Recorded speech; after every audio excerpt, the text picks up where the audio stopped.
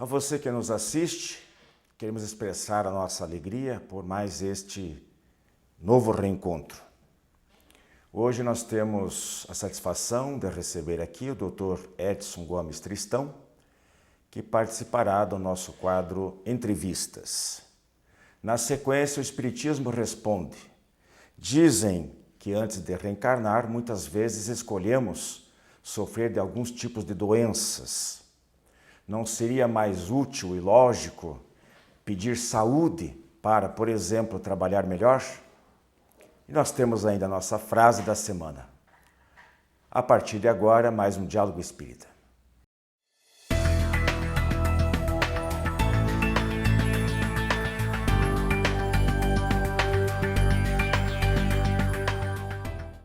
Prezados amigos, nosso quadro Entrevistas de hoje, nós temos a satisfação de receber aqui o Dr. Edson Gomes Tristão, médico, professor titular de obstetrícia da Universidade Federal do Paraná, presidente da Associação Médico Espírita do Paraná, conselheiro do Centro Espírita Luz da Caridade. Prazer tê-lo novamente conosco, Dr. Edson. Prazer é meu e os telespectadores, em meu nome e das instituições que a gente representa. É um prazer muito grande estar aqui conversando com você e a respeito da doutrina espírita. Que bom. Dr. Edson, quem é o doente? É o corpo ou é o espírito? O doente é o espírito. O doente é o espírito. O espírito é, então, esse ser que persiste na escala evolutiva, é o ser eterno. Então ele nasce simples e ignorante e para ter o seu crescimento espiritual, ter o seu desenvolvimento, ele vai usando vários corpos. E esses corpos vão recebendo gradativamente os influxos da mente espiritual, dependendo do grau de que ela esteja. Então, quanto mais simples, quanto mais ignorante ela for, mais malefícios ele tem no seu interior para depurar, para crescer, e isso reflete no seu corpo, e esses reflexos alterados do corpo físico desenvolvem formas de doenças. Então, para tratar do corpo, nós precisamos pensar primeiro no espírito, seria isso? Sem dúvida nenhuma, nós temos que tratar do corpo, mas com um olhar no espírito, né? Cada vez mais, nos dias de hoje, com a evolução, com a correria do ser humano, a população muito grande, muitas preocupações diferentes, então nós temos que fazer o medicamento para o corpo físico, mas também chamar a atenção dos pacientes à importância da meditação, da calma, da tolerância, para poder equilibrar o funcionamento dos seus órgãos. A gente poderia dizer que aquela frase mens sana in corpore sana, né, do poeta Juvenal, ele poderia ser adaptado para espírito são e corpo são, porque a mente, o mens, né, a mente, nada mais é do que uma expressão do espírito. Sem dúvida nenhuma, você pode fazer, cada um de nós podemos fazer um check-up cardíaco com os melhores médicos, os melhores exames. Deu 100% de bom o nosso exame. Chegamos ali fora, alguém amassou o nosso carro, nós temos uma crise de ódio, podemos ter um infarto e morremos. É a tal situação da gente morreu com saúde. O corpo estava saudável, acabamos de morrer. Porque o nosso espírito não estava saudável, o seu nervosismo contraiu os vasos, não foi sangue para o nosso coração e nós morremos ali. Muito bem posto, esse exemplo aí é emblemático. Emblemático, né? Agora, doutor Edson, entrando por um outro caminho aí do nosso questionamento de hoje, um telejornal, no final do mês de setembro, noticiou que um casal de brasileiros fez inseminação artificial para, dentre os embriões, selecionar um que pudesse servir mais tarde, após o desenvolvimento desse embrião naturalmente, para doar a medula para a filhinha mais velha, que sofria de uma anemia rara, que necessitava de transfusão de sangue 2 vezes por mês. Esse procedimento foi feito com sucesso, né? Mas a gente lembra também um aspecto assim, dos 10 embriões selecionados, dos 10 embriões fertilizados, um foi aproveitado, evidentemente, era compatível e não tinha o gene daquela enfermidade, foi utilizado. E os demais, ou pelo menos a maioria deles, foram ou serão descartados. Então, à luz do Espiritismo, o senhor acha válido e ético esse procedimento? Então, a gente quando... É muito difícil nós julgarmos, né, Wilson? Porque todo começo científico, as leis vão vindo depois que a ciência apareceu. Então, você veja bem, as leis da aviação, elas apareceram depois que os aviões começaram a funcionar. As leis de trânsito começou depois que os carros começaram a aumentar, começaram a dar os problemas. Então, a ciência está sempre inovando, começando coisas novas. E as leis vão vindo posteriormente. Então, a fertilização assistida, ela foi um passo importante, foi e está sendo. Hoje, centenas de pessoas que não podiam ter filhos, hoje já podem.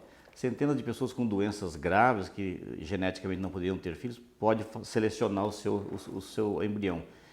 É ético, o ideal é que não descartasse nenhum embrião, né?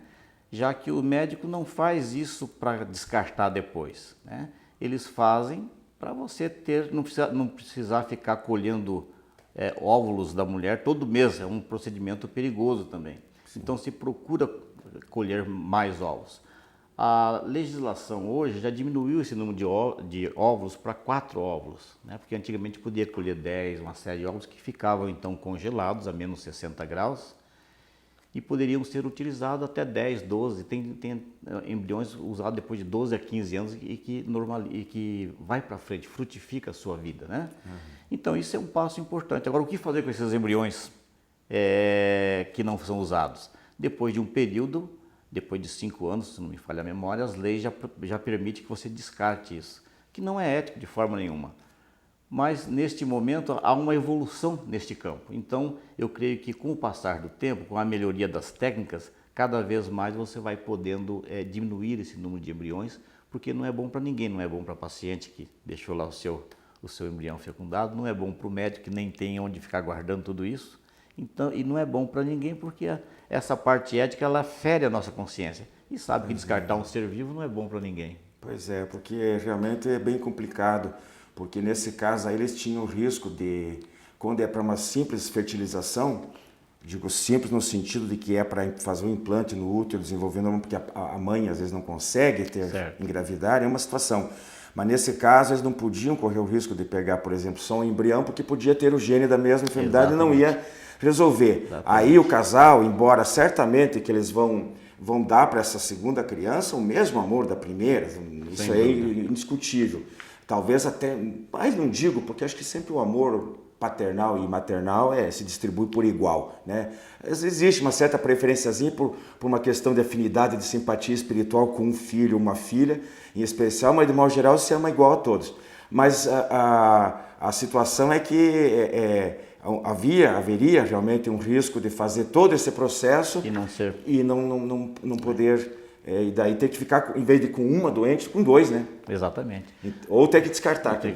Nós temos acompanhado aqui no Hospital de Clínicas, que é um centro de referência para transplante de medula, e muitas pacientes com problemas, então, desse tipo, de algumas doenças, vêm grávidas de outros serviços, ou de outros estados até, para ganhar o seu bebê aqui no hospital, para tentar transfundir a parte da medula. E muitas vezes a gente fica, às vezes engravidou, claro, querendo a gravidez, mas também por conta de querer, na esperança de ser compatível para poder fazer essa transferência. E às vezes tem o parto e não se pode fazer a transferência porque não é compatível. Então, é a luta do ser humano, a gente não tem como condenar totalmente, mas também tem que ver a vantagem do casal ter esse amor pelo filho e querer que ele melhore de saúde através de um bebê como este, né? E a ciência a gente nota realmente que ela não pode alcançar todos os objetivos, ou os melhores, chegar num ponto ideal. A natureza não dá salto, não dá salto. Ela precisa ser gradual e a gente nota que ela está se aperfeiçoando e caminhando nesse sentido. Aliás, por falar nisso, ainda na esteira da engenharia genética, essas técnicas que visam inibir o desenvolvimento, a manifestação de determinados genes causadoras de certas enfermidades. O senhor acha que essas técnicas, elas interferem no livre-arbítrio? Qual é o limite da ação humana? antes de desvendar o genoma, no 2000 aí, achava-se assim que cada DNA, né, cada gene, então cada DNA produzisse seu gene e o gene produzisse uma proteína, né? E essa proteína é que manda fazer as coisas no nosso organismo. Depois do projeto Genoma foi visto o seguinte, e as pesquisas atuais demonstram que não é mais um gene e uma proteína, dependendo das condições ambientais, sociais, emocionais, esse gene pode mudar, pode se associar com outro e formar produtos diferentes. Então aquela situação de você consertar um gene e já ter o resultado ali, inibir um gene e não ter a doença, ela já tem caído por terra, né? Hoje tem alguns livros como a biologia da crença de colegas aí que estudam essas células ovo, as células, esses embriões congelados, eles demonstram que a associação então desses genes não é mais um gene e uma ação. Eles podem se conjugar e pode mudar, inclusive, em situações de estresse. Eles chamam de mecanismo do liga e desliga. Conforme a situação de estresse, o ser liga vários circuitos e faz por um caminho. E conforme a situação, ele pode ser um circuito só. Então, fugiu novamente daquelas propostas que o genoma tinha, de identificar, você fizesse um estudo do seu genoma, sabia certinho as doenças que você ia ter, então como é que você ia prevenir elas anteriormente. Isso aí caiu por terra porque o meio ambiente parece que tem uma ação muito grande no nosso organismo, parece não tem, e principalmente nos nossos genes, mudando, alterando aí essas doenças. O senhor quer dizer então que nesse caso o espírito, nós estamos falando de mente, de espírito, né, que comanda, ele prepondera de tal maneira que se você tentar consertar num lugar, a força, as energias negativas que o espírito traz, esse descompasso do perispírito, o corpo espiritual e tal, ele vai encontrar uma outra brecha, um outro lugar. Digamos, não pode, aí ele evita, digamos, não sei se é possível, um gene desse preventivamente evitar um câncer de fígado. Ele não vai aparecer no fígado, mas vai aparecer no pulmão, num outro lugar. De qualquer maneira, nesse caso, a lei de causa e efeito, o karma, aquela energia negativa, vai acabar achando um canal para ser drenado para o corpo físico, é isso? Exatamente. Então hoje eles valorizam muito a questão do meio ambiente de todos nós e a relação dos nossos sentimentos e emoções com a mudança dessas atuações genéticas, né? Então não é basicamente uma coisa mais matemática e nós podemos ver que isso tem um caminho, porque o pessoal tem lidado com essas células tronco e é esse pessoal que tem nos trazido essas informações, demonstrando então cada vez mais o esforço, a dinâmica. Nós temos o código divino escrito nos nossos genes de um cientista japonês, ele mostrando como é que eram as pesquisas no Japão, como é que era nos Estados Unidos, que era uma competição muito maior, e como é que o liga e desliga dele foi acontecendo, onde ele mudou até a personalidade dele de um país para o outro, assim que ele teve que ir para outro país, e até a repercussão no seu corpo físico, como é que foi tudo isso. Então, eles até recomendam em tudo isso que nós muitas vezes devemos experimentar alguma mudança de lugar, alguma mudança de companhias, para podermos alterar esse meio ambiente nosso e influir na nossa saúde e nos nossos genes. Muito bem, nós vamos para um pequeno intervalo e voltamos na sequência com mais questionamentos aqui para o nosso companheiro, amigo, Dr. Edson Gomes Tristão. Até já. Revista Ser Espírita, o espiritismo sintonizado ao século XXI. Os princípios fundamentais da doutrina espírita sob a ótica da filosofia, ciência e religião. Revista Ser Espírita, um novo olhar sobre a vida. Nesta edição, Allan Kardec, o cientista da reencarnação. Para adquirir as edições avulsas e encadernadas, visite o site www.serespirita.org.br.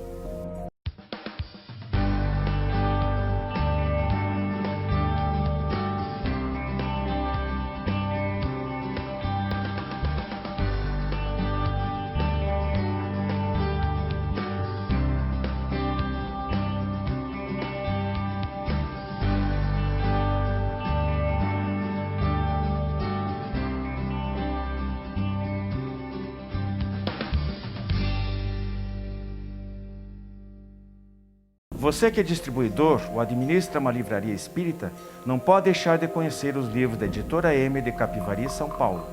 São mais de 350 títulos com dezenas de campeões de vendas. Peça o catálogo e dê aos seus clientes a oportunidade de conhecer os excelentes livros da Editora M. Contatos pelo e-mail vendas@editoram.com.br ou telefone DDD 19 3497 7000.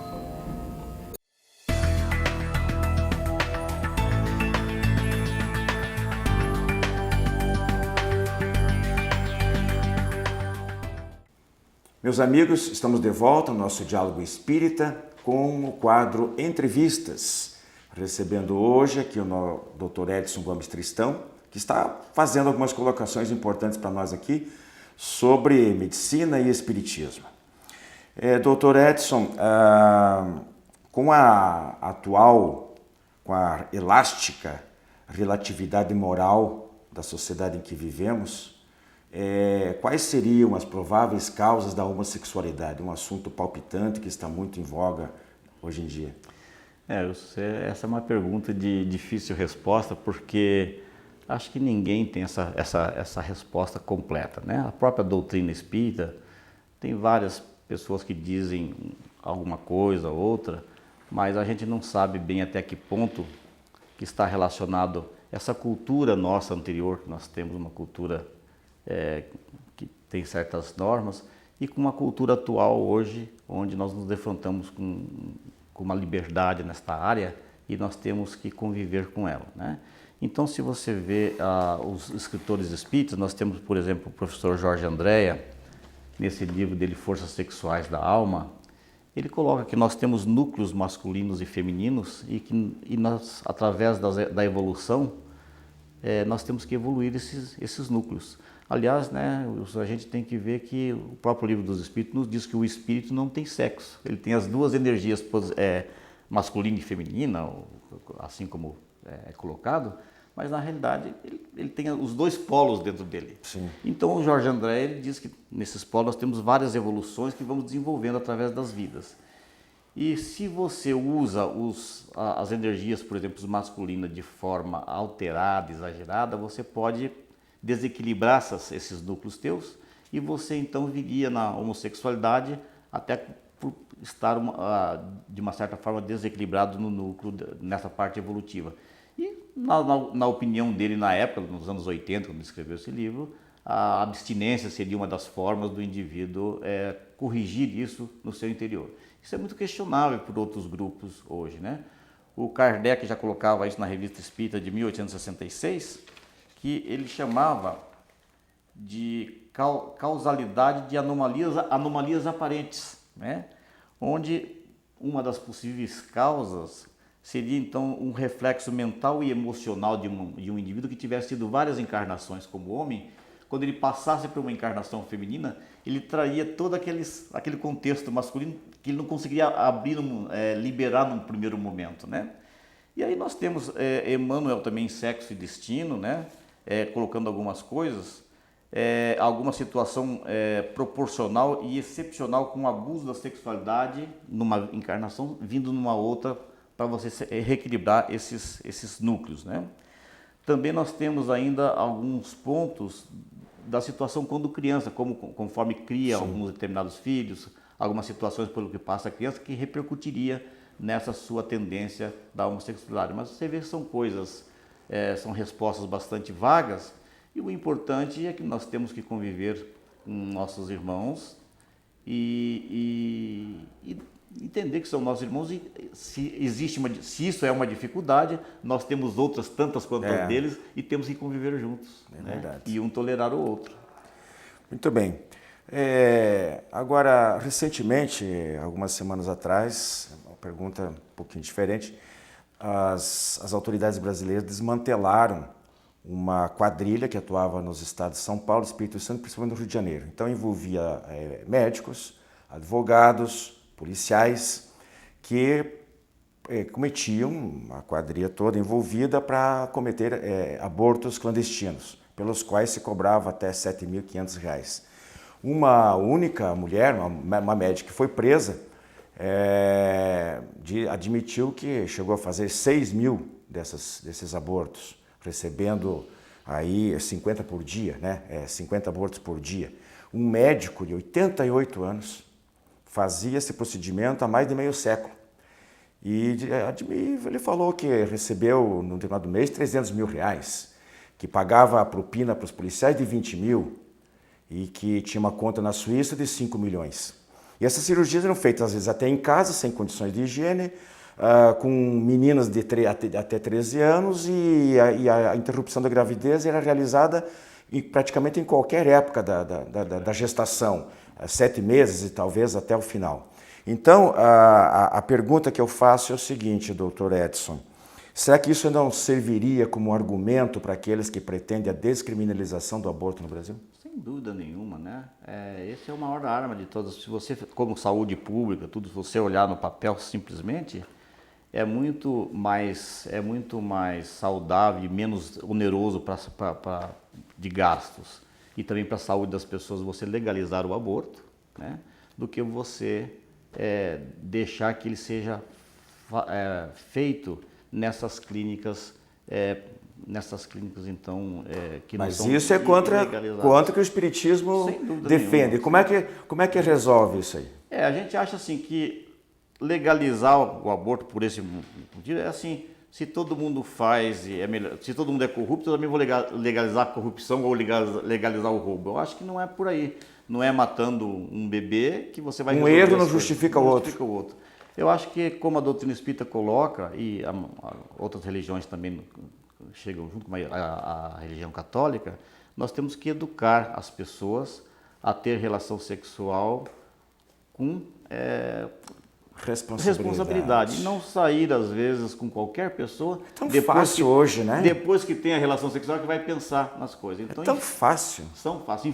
A própria saúde distribui aí anticoncepcionais de graça, todo mundo tem noção, e as pessoas, numa situação de irresponsabilidade, engravidam para depois procurar uma forma mais difícil de resolver as coisas, que é através do aborto. Eu acho que eu concordo plenamente com o senhor. Eu acho que passa necessariamente a solução pela educação. Aí resolveria 2 problemas praticamente de uma única vez. Doutor Edson, a gente agradece muito a sua participação aqui, enriquecendo o nosso programa. As suas palavras finais, por favor. Eu que agradeço e vejo que todos os problemas que nós analisamos, ele está relacionado com o nosso nível de educação, nível de crescimento, né? Moral. À medida que nós vamos melhorando isso, nós automaticamente vamos tratando as pessoas como Cristo mostrou para nós. Tratar o próximo como gostaríamos de ser tratados nós mesmos. Acho que esse é o caminho. Perfeitamente. Então, nós seguimos com o nosso programa. Muito obrigado a todos que nos prestigiaram até aqui. Continuem a sequência com o nosso programa. E até uma próxima oportunidade com o nosso amigo Dr. Edson, que tenho certeza que não vai se cansar de vir nos visitar. Nós que agradecemos. Estaremos sempre presentes aqui como convidados. Muito obrigado.